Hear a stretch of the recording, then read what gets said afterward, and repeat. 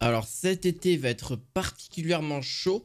Alors si vous êtes à la recherche justement d'une climatisation qui va vous permettre donc d'envoyer beaucoup de froid, bien sûr avec des températures différentes et aussi du chaud, je vais vous en présenter 3. Et vous allez voir que franchement c'est cool aussi parce qu'on a du chaud qui pourra être disponible pour l'hiver comme pour l'été. Donc vous pourrez la garder dans toutes les saisons possibles. Donc au moins vous serez plus tranquille. Il y a très peu d'entretien à faire si ce n'est des fois, mais ça il faudra faire peut-être appel à justement un spécialiste ou un professionnel. Mais si vous connaissez, franchement c'est pas si difficile que ça. J'en ai déjà installé, c'est pas le plus difficile. Alors il faudra bien sûr suivre certaines étapes pour l'installer. Vous voulez la mettre déjà à l'intérieur et aussi pouvoir avoir un accès à l'extérieur pour pouvoir mettre le boîtier, enfin le boîtier, le pack on va dire.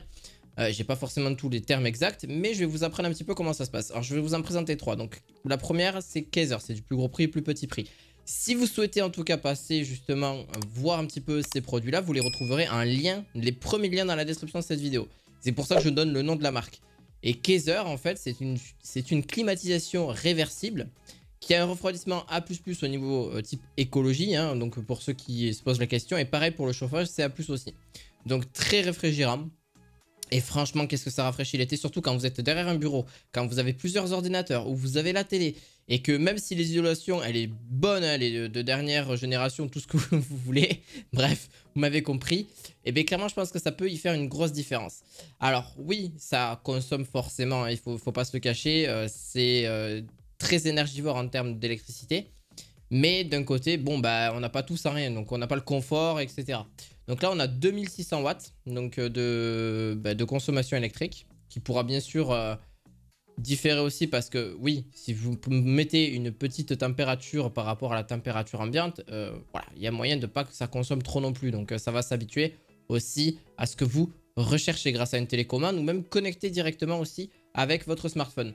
Alors, je ne vais pas m'attarder non plus trop sur ce produit-là, mais clairement, on a 9000 BTU. Donc, en gros, le BTU, c'est quoi? C'est vraiment la puissance que va pouvoir délivrer la clim, tout simplement, de chez Kaeser. Et donc, c'est la puissance qui va pouvoir être diffusée sur toute une pièce. Alors, bien sûr, il ne faut pas non plus une trop grosse pièce non plus, parce que sinon, il faudra forcément penser à mettre plusieurs. Si c'est vraiment plus de 100 mètres ou 200 mètres carrés, ce qui est relativement rare pour une pièce. Généralement, on a des pièces entre 20 et 30 mètres carrés, au plus gros 50 mètres, mais c'est quand même déjà pas mal. Donc là-dessus, ça va bien refroidir. Ça va aussi, c'est largement mieux qu'un refroidisseur d'air.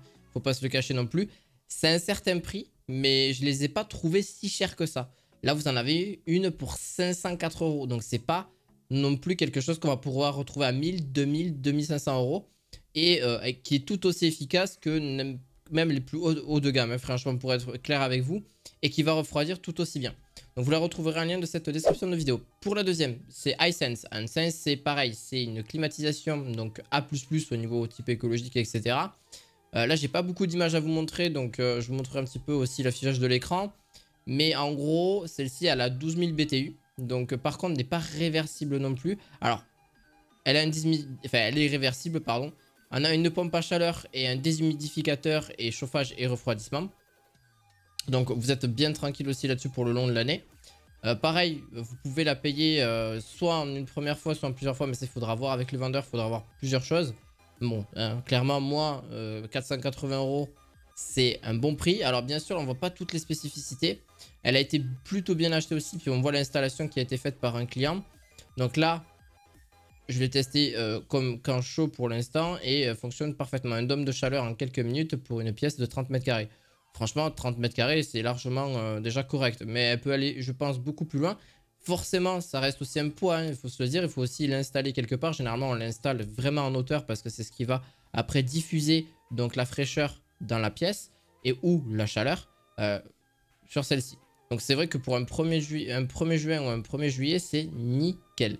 Donc, elle est là depuis déjà très longtemps sur le marché. Ça fait 4 ou 5 ans que je la vois sur internet et toujours aussi d'actualité et toujours aussi performante. Donc bien sûr en description de cette vidéo.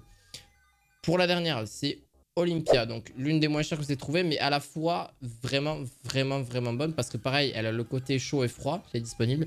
10 000 BTU, ce qui n'est pas énorme, mais ça suffit largement. Enfin, en soi, entre 10, 9 000 ou 12 000, ça reste, il n'y a pas une grosse différence en termes de fraîcheur. Alors forcément 12 000 ça va refroidir bien plus rapidement, c'est une puissance en fait, hein, qui va être plus ou moins valable. Là on a 10 000 et on a une classe énergétique A++, donc c'est correct. Et pareil pour le côté chauffage, on a A+, au niveau de celle-ci. Bon, en vrai c'est pas trop ce que vous recherchez, c'est surtout la puissance.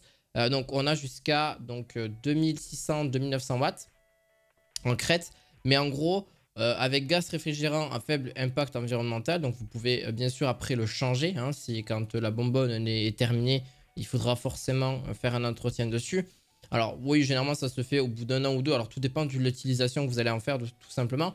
On a une garantie d'un an qui est aussi dessus, on a aussi un poids de 10 kg. Mais ça se ressent pas parce que ça sera directement accroché sur le mur. Et puis c'est parti, vous avez juste à mettre le chaud ou le froid que vous souhaitez. Mais qu'est-ce que c'est bien? Franchement, les clims, il faut le dire aujourd'hui. Certes, c'est un impact environnemental qui est faible, peut-être, mais c'est quand même super bien pour le confort. Surtout quand il fait très chaud, on aura tendance à utiliser soit des ventilateurs, soit des brumisateurs, etc. Et c'est vrai qu'une clim, tout le monde en rêve, je pense. Et aujourd'hui, elle devient très abordable. Donc, même si je sais que ça reste un prix, mais franchement, c'est vraiment beaucoup plus abordable qu'il y a quelques années. Moi, je m'en rappelle, c'était 700, 800, 1000 euros. Et si vous ne la faites pas installer par un professionnel, sinon ça peut monter à 1000, 1100, 1200 euros. Donc voilà. N'hésitez pas, je vous la mettrai aussi en description de vidéo. N'hésitez pas à mettre un petit pouce bleu, à vous abonner à cette chaîne. Et on se retrouve très prochainement pour d'autres vidéos du quotidien. À la fois prochaine, ciao ciao.